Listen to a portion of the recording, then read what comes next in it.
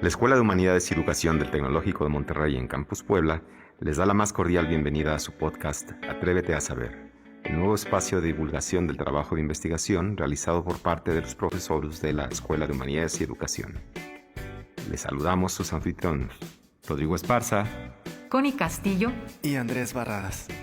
Bienvenidos y comenzamos. Atrévete a Saber es un espacio de divulgación del conocimiento generado por nuestros colegas dentro de la EGE como parte de su labor investigativa. El saber no solo nos permite conocer el mundo, sino también generar una reflexión crítica sobre este y sobre las diversas aristas de la dimensión simbólica del humano. Demos, pues, al conocimiento ese cariz de atrevimiento, de aventura para ir más allá de lo inmediato y evidente y construir una nueva forma de concebir la realidad que permita dar nuestra ilusión humana de plenitud existencial.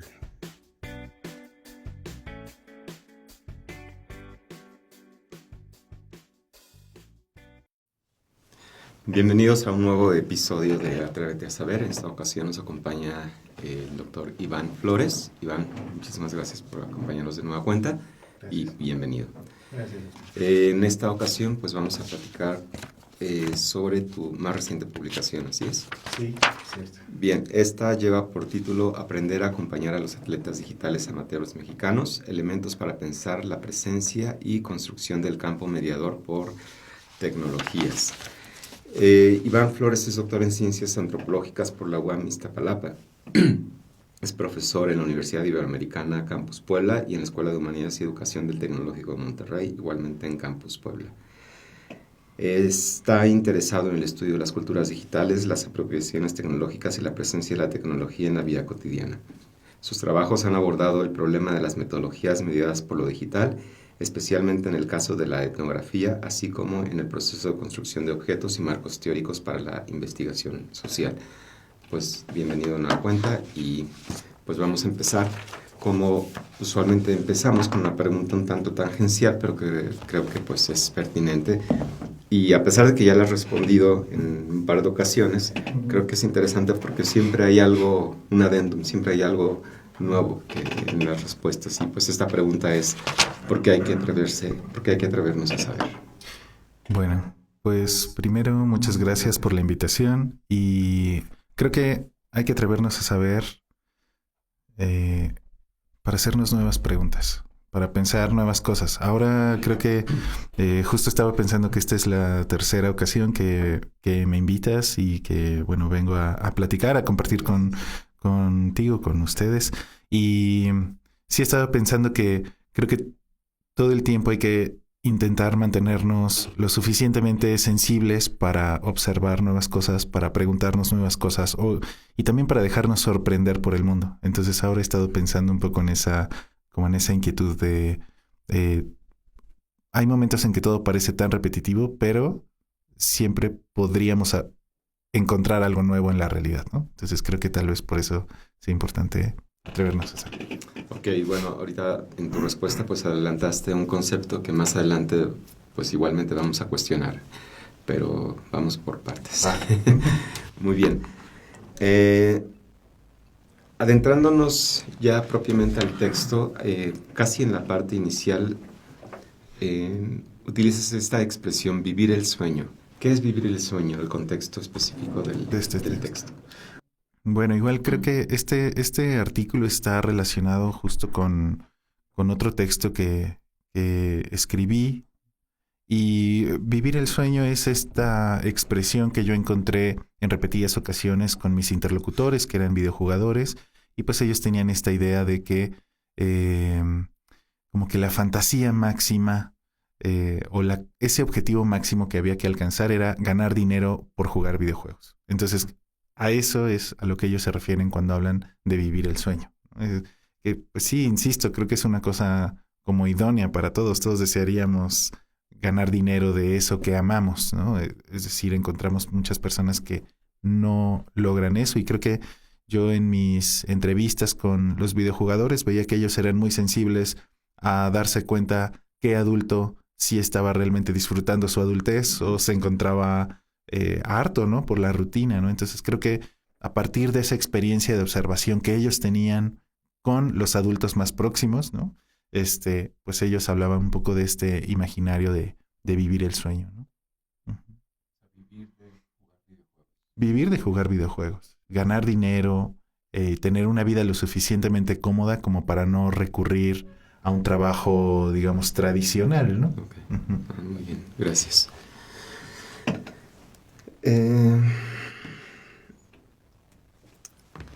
Una pregunta que también es quizá un tanto tangencial, pero creo que daría sustento en el fondo al texto es: ¿por qué consideras que el juego es importante para el ser humano? Sí, bueno, creo que esta idea originalmente yo la encontré con Johan Huizinga. Johan Huizinga, eh, él en realidad era filólogo, pero se puso a estudiar la centralidad que tenían ciertas actividades lúdicas para la vida social. Y una especie de aforismo muy famoso de Huizinga es que la cultura se juega. La manera en que aprendemos a comportarnos en el mundo inicialmente es a través del juego. Creo que también por eso no es una casualidad que de niños queramos jugar a ser doctores, a ser papá, mamá, a ser policía, a ser, no sé, constructor, qué sé yo, estos arquetipos, digamos, de nuestras sociedades.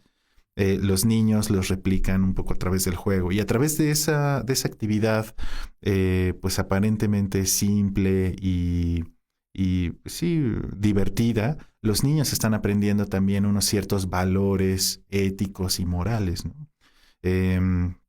No sé, qué sé yo, desde cómo distinguir a una persona buena de una persona mala, ¿no? Si jugamos policías y ladrones, asumimos ya de entrada en ese círculo, cuando entramos en ese círculo mágico de ser otro, nos permitimos entonces entender cómo es alguien que es un delincuente, entre comillas, ¿no? O cómo es un policía bueno, ¿no? Entonces creo que estas distinciones, digamos, esenciales de la vida social, pues las aprendemos a través del juego, ¿no? Y creo que esa idea, en principio parece que es solo en la infancia cuando jugamos, pero en realidad creo que a lo largo de toda la vida estamos jugando, ¿no? Y bueno, igual en alguna ocasión que yo conversaba con compañeros, colegas que son expertos en estudios del trabajo, ellos nos decían, ellos me decían a mí, todos los trabajos tienen una dimensión lúdica también, es decir, no podríamos soportar ninguna actividad laboral si no tuviera algo de divertido en algún punto, ¿no? Del día, ¿no? Llámese un descanso o llámese que disfrutes hacer algo, ¿no? Entonces, creo que esta frontera entre juego y trabajo, por ejemplo, pues sí es tan difusa que a mí me hace pensar que el juego en realidad es muy importante para la vida social y la vida contemporánea. Aunque ahora el juego en realidad se encuentra un poco satanizado en cierto punto, ¿no? Es decir, si tú dedicas toda tu vida a jugar, automáticamente sentirás una presión social por estar desperdiciando tiempo o estar desperdiciando dinero, ¿no? Entonces, hay, digamos, unos ciertos momentos donde el juego puede ser percibido como algo nocivo. Eh, y creo que a mí lo que me interesa no es no solo esta actitud de catalogar el juego como nocivo, sino como subversivo. Que el juego nos permita también mover fronteras de lo conocido, ¿no? Entonces, creo que ahí hay una dimensión que sigue siendo fundamental para la sociedad mexicana contemporánea, ¿no? Ok, muy bien, gracias.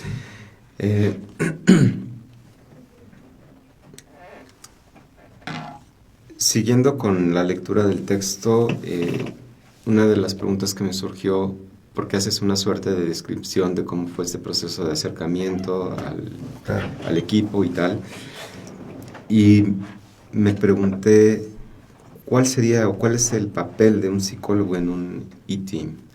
Sí, sí, claro, claro. Pues creo que a lo largo de este proceso de investigación donde yo quería acompañar a videojugadores, y que creo que igual lo conversábamos en alguna de las ocasiones anteriores, ¿no? Pues yo descubrí que mi nivel de juego era muy malo. Entonces, para resolver ese asunto, dije, de todas maneras, debo lograr poder acompañar a los videojugadores de alguna forma, ¿no? Pues en este momento yo ya me encontraba haciendo la tesis de doctorado en antropología y creo que a todos los antropólogos les sucede esto de que no es muy difícil explicarle a las personas qué hace exactamente un antropólogo, ¿no? Entonces dije, bueno, pues estudié la licenciatura en psicología, así que tal vez podría aproximarme a los equipos con ese papel, ¿no? Y un poco decirles, bueno, pongo esto a disposición del equipo. El papel que tiene un psicólogo dentro de los equipos de deportes electrónicos es similar al de los psicólogos deportivos, digamos, tradicionales, ¿no?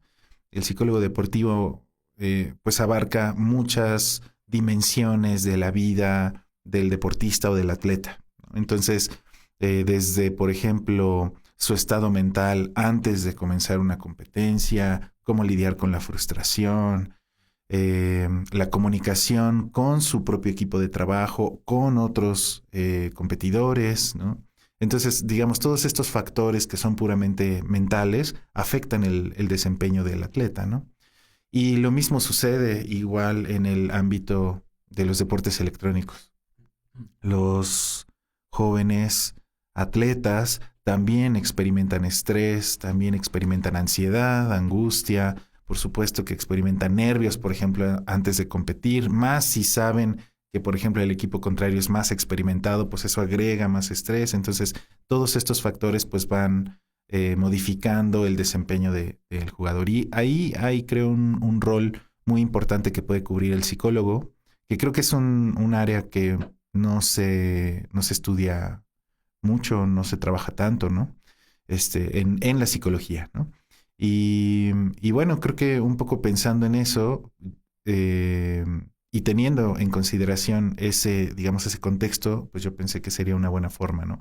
Y al final sí me ayudó mucho a ver, por ejemplo, cómo los jugadores se frustraban entre ellos, se peleaban entre ellos, pero también luego qué ocurría cuando, por ejemplo, dos jugadores pues ya tenían como un lazo amoroso, ¿no? Y cómo afectaba eso también la dinámica del equipo. Entonces, ese tipo de cosas pues forman parte de de toda la dinámica grupal, ¿no?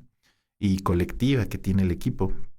Entonces, pues para mí fue relativamente sencillo como exponer eso con los equipos, a decirles como el trabajo de un antropólogo, que a lo mejor es observar, registrar, interpretar, ¿no? Creo que para mí era importante ofrecer algo a cambio a los equipos también, ¿no? Y bueno, creo que eso es un poco lo que había pensado y creo que esas son las funciones del psicólogo deportivo. Y precisamente a propósito de observar, registrar, por ahí haces mención de el diario de campo. Uh-huh. ¿Qué es el diario de campo? ¿Cómo se nutre y qué aporta a la investigación? Ok. El diario de campo es una herramienta, creo, fundamental para cualquier investigador que vaya a trabajar con personas, ¿no? Sociólogos, comunicólogos, antropólogos, psicólogos sociales suelen utilizar. Si saben que van a ir a un lugar a hacer observación o si van a hacer entrevistas y tal, bueno, hay que llevar una libretita donde anotes todo lo que hayas observado. Creo que cada investigador tiene un poco su estrategia de cómo hacer esto, ¿no? Creo que la más esencial es anotar lo que observaste, qué relación tiene eso con algún concepto o alguna teoría, pero también escribir cómo te sentiste. Eso me parece que ayuda a que tenga un orden lo que está sucediendo cuando tú estás con las personas, porque también creo que hay que aproximarse con sensatez al trabajo social, al trabajo con personas. Es decir, pues somos humanos y como investigadores igual experimentaremos rechazo con cierta gente, ¿no? O cercanía con algunos. Incluso es probable que con algunas personas desarrollemos este sentido de amistad, de cariño, y con otros pues sintamos pues enojo o a lo mejor repulsión, y eso es normal. Y lo importante es que siempre haya este ejercicio de transparencia. yo observé esto tiene que ver con esta teoría, pero me sentí así que es probable que todo esto que haya escrito tal vez esté sesgado por mis propios sentimientos, por mis propias emociones, por mis propios sesgos, ¿no? Entonces, bueno, creo que el diario de campo es una herramienta pues fundamental porque te permite observarte a ti mismo. Eso también me parece interesante. Generalmente, digamos, en el modelo tradicional de la ciencia, pensamos que el investigador puede ser objetivo y ver un lugar o un fenómeno y lo observa ahí como que de lejitos y anota lo suyo y con eso ya hace ciencia. Pero creo que aquí lo que hemos, en las ciencias sociales, en las humanidades, creo que hemos descubierto que en realidad buena parte de esas conclusiones están sesgadas por nuestros propios prejuicios, ¿no? Y, y, y mientras exploremos eso con más apertura, es mejor. Entonces creo que para eso sirve el diario de campo, ¿no?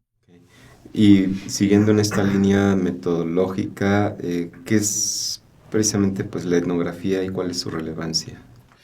Pues la etnografía tiene este objetivo de eh, interpretar por qué las personas se comportan de cierta manera y por qué se explican su mundo de cierta manera.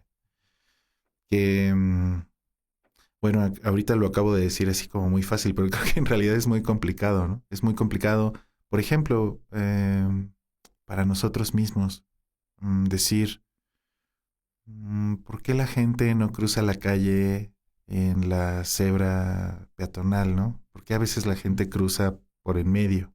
Puede parecer una nimiedad, pero eso significa intentar entender por qué la gente tiene una noción de cómo funciona la vida urbana, cuáles son los valores que debe tener un ciudadano al moverse en la ciudad, ¿no? Pero también cuáles son los valores de los conductores, ¿no? Si se detendrán o no. Es decir, toda esta serie de constructos discursivos están atravesados en una decisión tan simple como me voy a atravesar aquí y no por donde está establecido. Entonces creo que ese tipo de saber tácito que nos ayuda a movernos por el mundo es un poco lo que le interesa al etnógrafo, ¿no? Intentar entender por qué las personas se comportan de cierta forma en su vida cotidiana. No sé, quizá podemos encontrar, creo además, preguntas mucho más profundas. ¿Por qué algunas comunidades creen en Dios y otras no? ¿No? ¿A qué se debe? ¿No?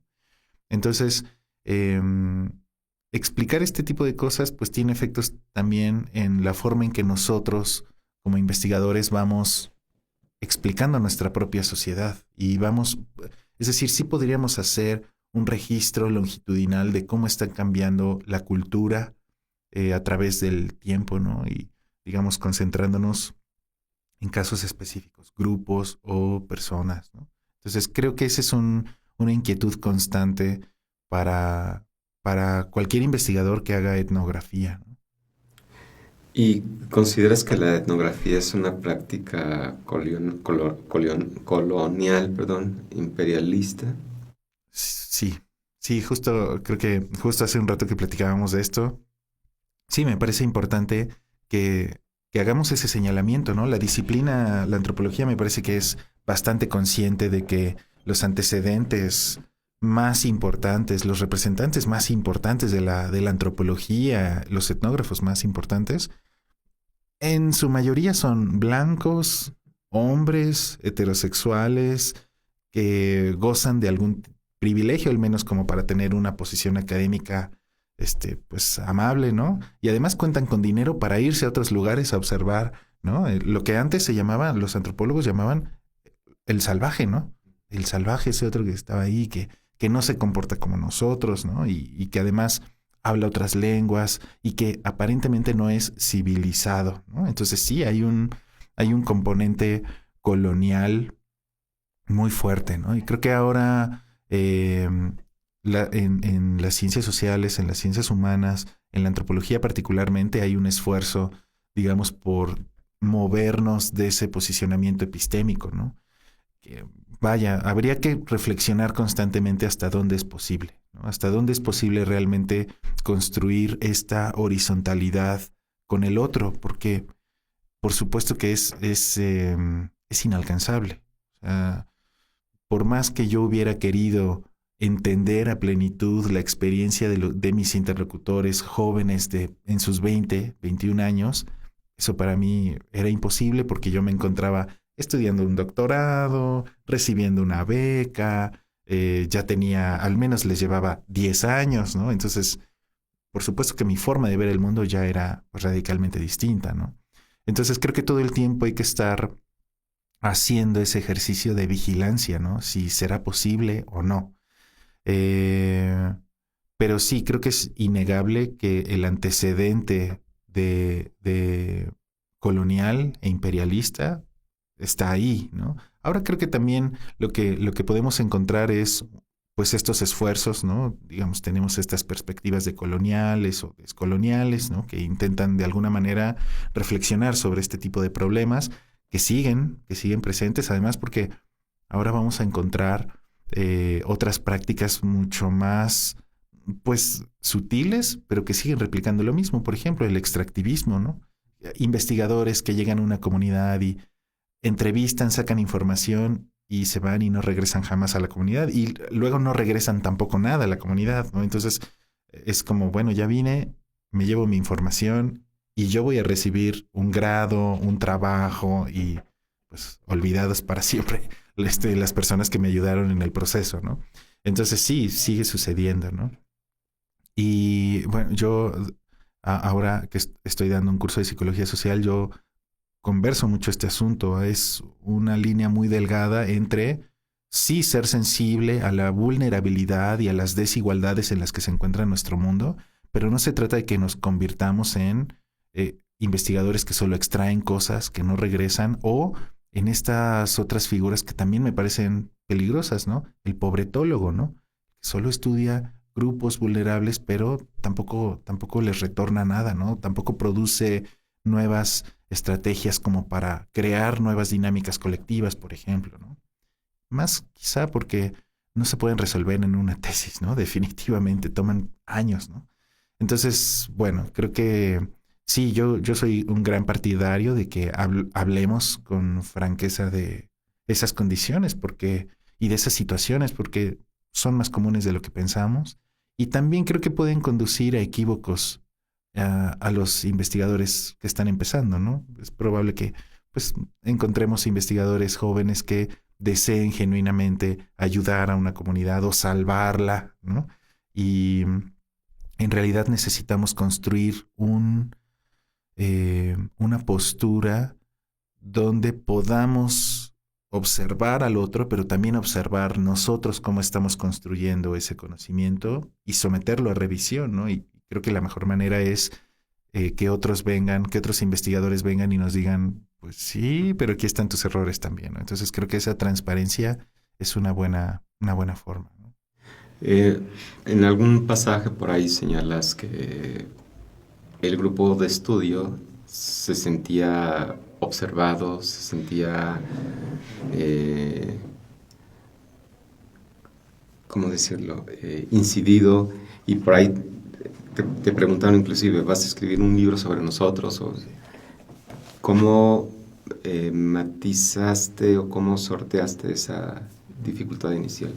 Sí, pues sí, claro, después de estar mucho tiempo ahí conectado en Discord y que ellos me veían que pues, estaba escribiendo y tal, pues sí, alguno de estos jugadores pues me dijo así, ¿qué tanto escribes? ¿No? Entonces, bueno, pues ya levanté mi libreta a la cámara y pues es que tomo notas de todo lo que sucede, en parte porque el dueño de ese equipo quería reportes semanales de lo que pasaba, pero también porque eso me ayudaba a mí a resolver mi trabajo de investigación. Y entonces, bueno, pues sí me di cuenta en esa ocasión que pues eso les causó como mucha duda. ¿Por qué? ¿Por qué yo soy ahora un objeto interesante como para que alguien esté escribiendo, ¿no? Entonces, pues la idea que a mí me surgió para resolver esa inquietud es estos reportes tienen que ser abiertos, ¿no? No solo los tiene que recibir el dueño del equipo, sino que también los otros puedan verlos, ¿no? o platicarles en el momento. ¿Qué tal? ¿Esto lo anoto o no lo anoto? ¿Qué piensan ustedes? ¿No? Entonces, estas pequeñas estrategias, pues también ayudaban a que ellos tuvieran una cierta incidencia en lo que estaba escribiendo, ¿no? Y, pero sí, era un poco difícil, porque no siempre, no, yo a veces tengo la sospecha ahora de que quizá muchos no me entendieron qué estaba haciendo, ¿no? Y no sé, también porque eran jugadores que solo estaban una semana y desaparecían, o no sé, ¿no? Entonces, bueno, creo que a mí se me ocurrieron esas dos estrategias, pues hacerlos públicos y preguntarles, ¿no? Entonces creo que de esa manera yo sentía que ellos también podían decirme, esto no lo pongas, ¿no? Esto quítalo, ¿no? Entonces, bueno, era como una forma de que ellos participaran también en el proceso de escritura, ¿no? Hay una serie de descripciones sobre el cómo te adaptaste a los artefactos. Sí. En tal sentido, ¿dirías que la tecnología nos condiciona? Sí, a ver, podríamos pensarlo como una doble domesticación, como una doble domesticación. No solo el hecho de que yo me tuve que habituar a utilizar de otra manera ciertos dispositivos, llámese la computadora, un micrófono, unos audífonos, una silla, tal. Eh, y claro, también estos dispositivos pues cambiaron la forma en que hacía ciertas cosas. Algunas cosas ya las podía hacer más rápido, ¿no?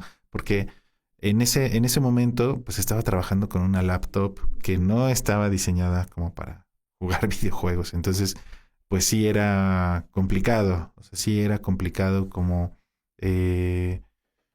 de repente mi cámara se congelaba, ¿no? O de repente los gráficos así todos lentos. Entonces, bueno, esas forman parte como de estos efectos que pueden tener las tecnologías mientras estás haciendo trabajo de campo. Entonces, creo que podríamos pensarlo más bien sí como una doble domesticación. Yo configuraba las máquinas o la máquina, mi computadora para que hiciera ciertas cosas para cumplir el objetivo de la tesis, pero también pues ese dispositivo habría otras posibilidades de uso, otras posibilidades de interpretación también, ¿no? Entonces creo que es un camino doble, ¿no? Ok, y en tal sentido dirías que hay alguna tecnología que no esté ligada al cuerpo. Una tecnología que no esté ligada al cuerpo. No, yo pienso que todas están ligadas necesariamente al cuerpo. Todas. De hecho, me parece que todas las tecnologías consideran primero al cuerpo para su diseño, ¿no? No sé, sería muy raro. A ver, es que estoy pensando, no sé, como en algunos software, por ejemplo, que cierto código que genuinamente a lo mejor no entenderemos y no sabremos muy bien ni interpretarlo, ni leerlo, ni replicarlo quizá. Pero de todas maneras ha sido pensado para que un cuerpo lo utilice. Entonces de todas maneras aparece siempre esta dimensión de lo corporal. Y creo que también por eso a mí me parece fundamental el hecho de que aquí en la universidad tengamos una materia de antropología del cuerpo, ¿no? O sea, creo que por eso es tan importante, porque me parece que, y más en un instituto tecnológico, ¿no? O sea, donde los ingenieros, por ejemplo, puedan reflexionar sobre, sí, al final muchos de los programas en los que yo me involucraré para desarrollar o tal, o la maquinita que yo haré para que cumpla ciertas tareas, va a ser utilizada por un tipo de cuerpo. Entonces, creo que sí me parece como central ahora la reflexión sobre la corporalidad. Ok, y entonces, ¿sería posible que pensásemos la vida sin cuerpo? O sea, en esto que planteabas aquí hay una vinculación al mundo virtual.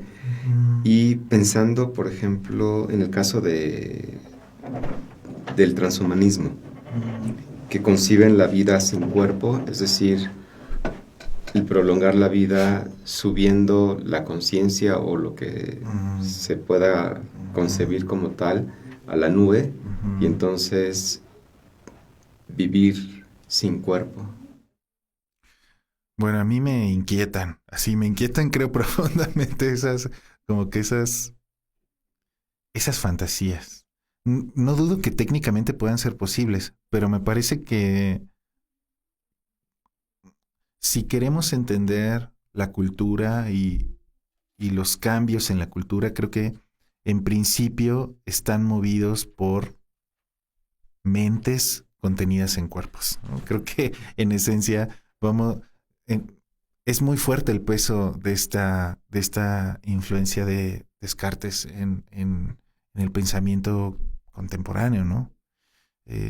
Entonces creo que seguimos pensando en términos de una corporalidad que accede a un mundo virtual. O sea, no podemos, creo que al menos desde la antropología digital, no concebimos la idea de que alguien pueda conectarse sin tener un cuerpo, ¿no? Creo que al menos no sé, no parece como... No sé qué utilidad pueda tener. No niego que eso pueda suceder y que tal vez tengamos que estudiarla, pero de nuevo me parece interesante que es al menos una existencia que en algún momento dependió de algún cuerpo. Entonces creo que siempre regresamos como a esta experiencia de lo corporal. No sé, quizás hasta me parece peculiar que no dudo que en algunos de estos avances se plantee que estos entes puedan sentir como un cuerpo. Entonces al final sigue siendo el cuerpo un eje rector en cómo entendemos el mundo, cómo entendemos la vida, la existencia, la muerte, digamos, estos temas enormes, ¿no? Entonces, no sé, a mí me inquieta un poco a veces como estos empujes que yo percibo más cercanos como a un plan mercadológico, quizá más que a una inquietud humana o de lo humano, ¿no? A veces siento que tienen que ver más con cómo le hacemos para vender cosas, no sé, ¿no? Entonces, bueno, pero creo que aún si siguiéramos esa ruta, encontraríamos de nuevo la centralidad que tiene el cuerpo, ¿no? Es decir, no podemos pensar en la no corporalidad si no tenemos de entrada un cuerpo. Y creo que también este asunto de pensar la posibilidad de una no corporalidad la estamos haciendo gente que tiene cuerpo. Entonces, no sé, creo que todo el tiempo es un ir y venir, ¿no? Me parece que es una ruta interesante, pero creo que es un juego de vigilancia constante, ¿no? De regreso a observar nuestra propia experiencia corporal, al menos para intentarla encapsular en un disco duro, no sé, ¿no? Es que hay personajes como Ray Kurzweil que precisamente plantean esto como casi un factum, casi un hecho, ¿no? Y ponen fechas, dicen, para el 2040 ya vamos a poder subir a la nube la conciencia, entonces uno va a poder permanecer ahí. Sí, pues me parece simpático, así me parece muy simpática. Ray Kurzweil lleva muchos años haciendo futurología, ¿no? Desde los 90s, pues él viene ya pensando, ¿no? Igual creo Neil Postman también tiene este tipo como de sí, no sé, creo que de proponernos sueños que además al mercado pues le fascinan, ¿no? ¿Quién no querría desarrollar una tecnología donde luego encapsulemos a fulanito, ¿no? Y que nos hable fulanito además de cómo fue su vida, no sé, ¿no? Por supuesto, ¿no? Pero sí pienso que esos discursos me parecen interesantes más bien como objetos de análisis, como hasta dónde esos discursos nos permiten entender la forma en que está cambiando nuestra cultura en la actualidad. No sé, pienso por ejemplo en los años 90 la generación.com proponía pues un poco lo que sucede ahora, ¿no? Las personas no van a tener que salir de sus casas, todo lo van a poder pedir. Es decir, un ejercicio de imaginación que después muchos ingenieros se pusieron a trabajar para, a ver, hagámoslo, se podrá, hagámoslo, ¿no? Y creo que ahora descubrimos que eso trae otro tipo de desigualdades, ¿no? No sé, pensemos en las grandes bodegas de Amazon que llegan y se instalan en un lugar y ahora contratan gente mal pagada y tal. O sea, no sé, pienso que hay una cierta dimensión, eh, sí, de desigualdad que o se mantiene o se acentúa y que en los discursos de estas futurologías no se discuten mucho, ¿no? Como que creo que eso me resulta interesante. Más bien lo que nos venden es cómo sería si tú un día estás contenido en un dispositivo, ¿no? Pero no pensamos si eso qué tipo de problemas traerá también para la humanidad, ¿no? O pienso también como cuánta contaminación producirá eventualmente un sistema de eso si es que lo lográramos hacer, porque estoy seguro que ya debe haber ingenieros que están quemándose las pestañas, ¿no? Para lograrlo, pero creo que sí necesitamos pensar en detenernos, ¿no? Y esto creo que es algo que también yo pensé mucho en los seminarios de filosofía de la tecnología contigo, ¿no? Como necesitamos también desacelerar y tal vez reflexionar un poco más sobre por qué estamos utilizando las tecnologías así, ¿no? Entonces, creo que necesitamos quizá una perspectiva más crítica, ¿no? Y regresando de vuelta al texto, hay un concepto que me llamó la atención casi hacia el final, y es la sensibilidad neoliberal, ¿no? Citas por ahí a un autor. ¿A qué se refiere esto? Emil Heinz, me parece, sí. La sensibilidad neoliberal pues es un asunto más o menos complejo. Creo que porque, a ver, no hay una definición clara de qué es el neoliberalismo, ¿no? Pero creo que la perspectiva que está intentando desarrollar la autora es cómo es que las personas en la actualidad aprendemos a cuantificar todo y aprendemos a hacer un cálculo constante de riesgos y beneficios para aumentar nuestro capital de alguna manera. Entonces, me parece que ese es un asunto que muchas personas experimentamos cotidianamente, ¿no? De hecho, creo que lo peculiar, hace un rato que platicábamos como de el juego y que comentaba esta idea que desde niños jugamos la cultura y la aprendemos, la replicamos tal. Desde niños aprendemos que necesitamos, por ejemplo, regular nuestras actividades para tener ciertos privilegios, ¿no? O sea, creo esta idea tan sencilla como de puedes jugar hasta que termines tu tarea. Es un poco aprender que el tiempo tienes que dosificarlo y hay un tiempo de trabajo, hay un tiempo de descanso y ese tiempo de descanso te sirve, sí, para que hagas lo que tú quieras, pero más bien es de descanso de la tarea, porque eventualmente vas a regresar a hacer la tarea. Entonces es un ciclo interminable. Así que todo el tiempo estamos aprendiendo desde niños, a los niños les enseñamos eso, ¿no? Entonces me parece que ahí hay un asunto muy, muy interesante de cómo las personas aprenden automáticamente o lo hacen ya de forma automática a aumentar su capital haciendo lo menos posible, que esto también me parece peculiar. Es decir, muchos de los jugadores con los que yo conversaba me decían cosas como: no nos vamos a cansar entrando a cualquier torneo. Vamos a entrenar muy fuerte para competir en los torneos más grandes y así obtenemos reconocimiento y así a lo mejor encontramos un patrocinador. Es decir, no me voy a cansar compitiendo por un mouse.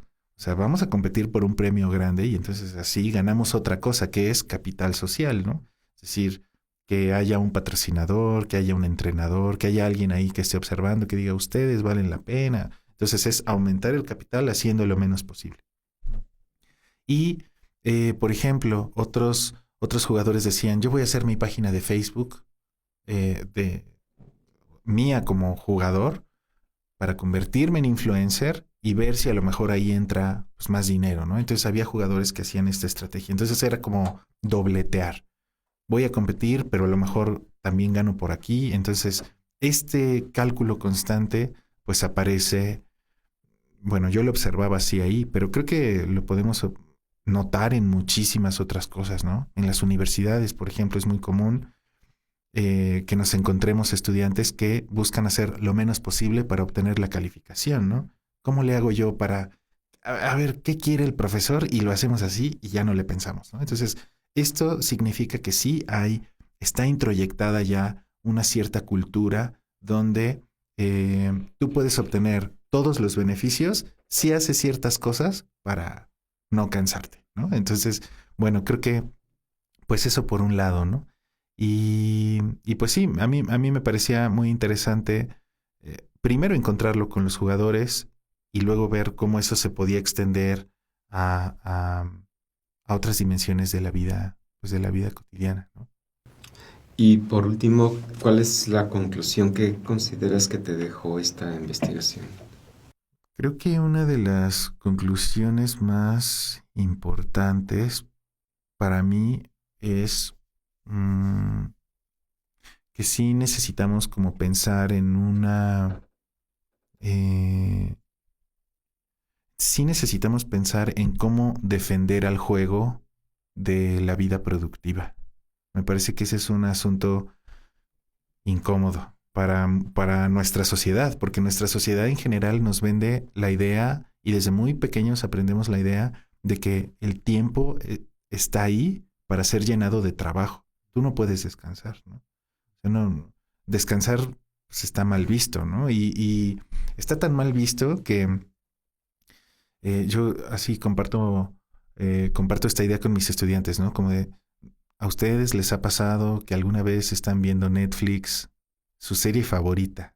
Es sábado, es día de descanso, pero en el fondo aparece una voz que les dice, tal vez deberías estar leyendo, o tal vez deberías estar adelantando trabajo, ¿no? Y estoy seguro que, por supuesto, a los adultos, digamos, que ya trabajan o que tienen una vida más estructurada, por supuesto que les sucede esto también, ¿no? O sea, pienso que la vida académica es un poco eso, todo el tiempo estás pensando en el futuro, ¿no? ¿Qué me falta? ¿Qué tengo que hacer? ¿Qué tal, no? Entonces, descansar es imposible. Ahora creo que, no sé, en un conversatorio me tocó escuchar a un profesor que decía, yo me siento luego hasta culpable de dormir, ¿no? O sea, me siento culpable y creo que esa es la razón por la que tengo insomnio, porque todo el tiempo estoy ansioso y angustiado por lo que me falta por hacer, ¿no? Entonces sí pienso que esa creo que es una conclusión para mí muy importante. Necesitamos encontrar espacios donde el juego, solo por el placer de jugar, por disfrutar, sin ninguna obligación de nada, sea defendido a toda costa en nuestra sociedad, ¿no? En una sociedad cuyo valor fundamental es la productividad, la competencia y acumular capital, cualquier tipo de capital, ¿no? Entonces creo que eso para mí es un punto, creo como un asunto que me gustaría reflexionar con más colegas, ¿no? Muy bien, pues muchísimas gracias, Iván. Si alguien estuviera interesado o interesada en leer el artículo, ¿en dónde lo puede encontrar? Este lo pueden encontrar en el sitio de la revista, es una revista de antropología que se llama Encartes, y bueno, les compartiré igual el link para que puedan dejarlo por ahí. Igual está en mi página personal, que bueno, también se las compartiré para que puedan revisarlo. Y bueno, igual les recomiendo, pueden echarle un ojo ahí a los textos de este número, hay trabajos interesantes. Entonces, bueno, ahí lo podemos leer. Súper, muy bien. Muchísimas gracias de nueva cuenta. Gracias. Y gracias a ustedes por acompañarnos y nos encontramos en la siguiente emisión. Mientras tanto, atrévanse a saber. Gracias. Muchas gracias por su generosa atención y nos encontramos en nuestra próxima emisión de su podcast Atrévete a saber. ¿Y tú, te atreves?